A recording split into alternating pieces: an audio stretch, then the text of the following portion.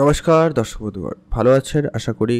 আজকের ভিডিওতে যেটা গুরুত্বপূর্ণ রয়েছে যেটা হচ্ছে যে কি এই বছর যেটা নতুন বছর শুরু হয়েছে এই জানুয়ারি মাসে আপনারা বাড়িতে নিয়ে আসুন এই বেশ কয়েকটা জিনিস বাস্তুশাস্ত্র মতে, যা আপনার পরিবারের সুখ সমৃদ্ধি আর্থিক পরিস্থিতি সুখ ও সচ্ছল থাকবে। তো কোন কোন জিনিস আপনারা বাড়িতে নিয়ে আসতে পারেন বাস্তুশাস্ত্র মতে সে বিষয়ে আমরা আলোচনা করব, যা আপনার পরিবারে থাকলে আপনার আর্থিক সমস্যা থেকে দূর হবে, সুখ শান্তি ভালো বজায় থাকবে, পরিবারে কোনো সুখ প্রভাব আপনাদের উপরে থাকবে, মা লক্ষ্মীর আশীর্বাদ আপনাদের উপরে থাকবে। তো সেটা আমরা ভিডিওতে আলোচনা করব। সম্পূর্ণ ভিডিওটি দেখার চেষ্টা করবেন, তবে আপনি ভালোভাবে বুঝতে পারবেন। আর আপনি আপনার দ্বারা যেটা সম্ভব অবশ্যই বাড়িতে আনবেন এই মাসের মধ্যে, এই জানুয়ারি মাস 2024 সালের ভিতরে অবশ্যই সেটা বাড়িতে নিয়ে আসবেন। এতে আপনার বাস্তুশাস্ত্রে উন্নতি ঘটবে, মানে বাস্তুশাস্ত্রের মতে আপনাদের পরিবারের সুখ শান্তি আর্থিক পরিস্থিতি ভালো থাকবে। তো চলুন আমরা কথা না বাড়িয়ে ভিডিওর মূল অংশে যাই। সবার প্রথম যে বিষয়টা আমরা বলছি সেটা হচ্ছে যে কি আপনি অবশ্যই এই মাসে এটা নারকেল আপনার বাড়িতে যদিও থেকে থাকে তো ভালো, নাহলে মার্কেট থেকে অবশ্যই একটা পরিষ্কার দেখে গোটা নারকেল কিনে নিয়ে আসবেন। তাকেই আপনারা অবশ্যই যে জায়গাটায় বলছি ওটাই রাখবেন। হিন্দু ধর্মে নারকেল অত্যন্ত শুভ বলে মনে করা হয়। এর ফলে স্বয়ং মা লক্ষ্মী, মানে এই নারকেলে স্বয়ং মা লক্ষ্মী বসবাস করে বলে প্রচলিত এবং হিন্দু শাস্ত্রের মতে বিশ্বাস। এই কারণে নারকেলকে শ্রীফলও বলা হয়ে থাকে। এটাকে যেখানে রাখবেন সেটা হচ্ছে আলমারির বা সিন্ধুকে, যেখানে আপনাদের টাকা পয়সা থাকে সচরাচর, নারকেলটিকে সেইখানে রাখবেন।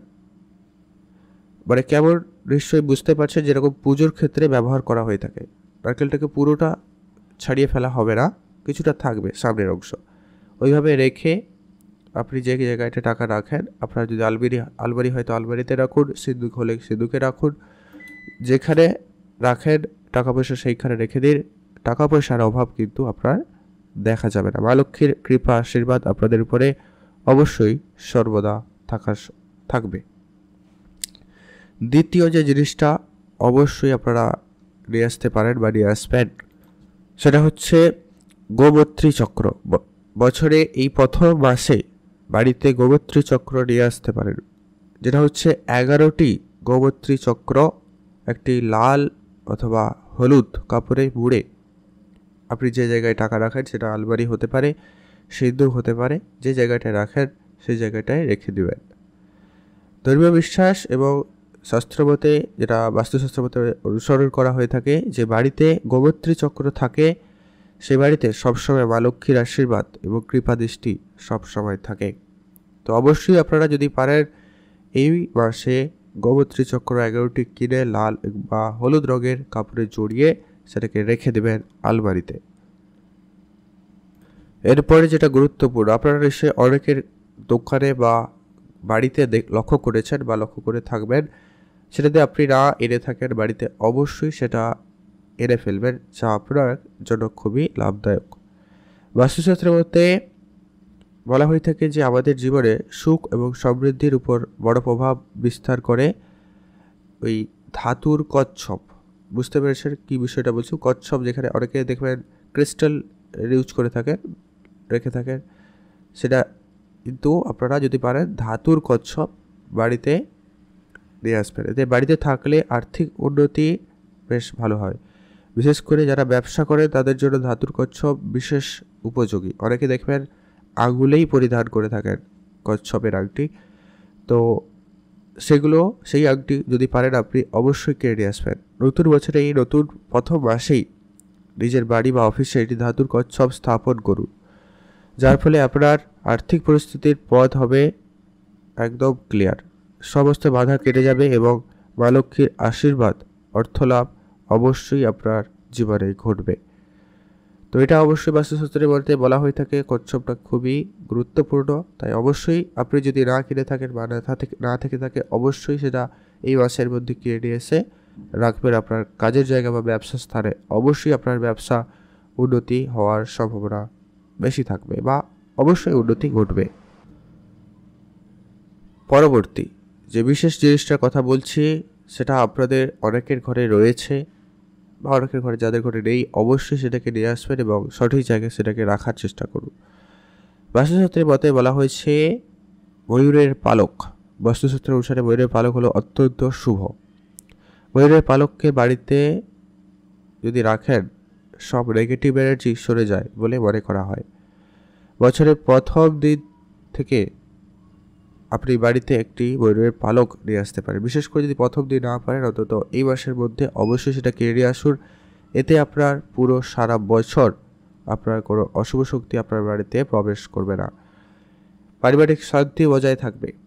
যে ঝামেলা ছিল সেগুলো ধীরে ধীরে মিটে যাওয়ার সম্ভাবনা লক্ষ্য করা যাবে। বাড়ির পরিস্থিতি বেশ ভালো থাকবে। আপনার পরিবারের সুখ শান্তি যে ঝগড়া কলহ ছিল সেগুলো মিটে যাওয়ার সম্ভাবনা ভালো লক্ষ্য করা যাবে। তো অবশ্যই আপনারা এটা যদি আপনাদের বাড়িতে থেকে থাকে তো খুব ভালো কথা। এটাকে অবশ্যই যেখানে আপনি ভগবানের পুজো করে থাকেন অবশ্যই সেখানে রাখবেন।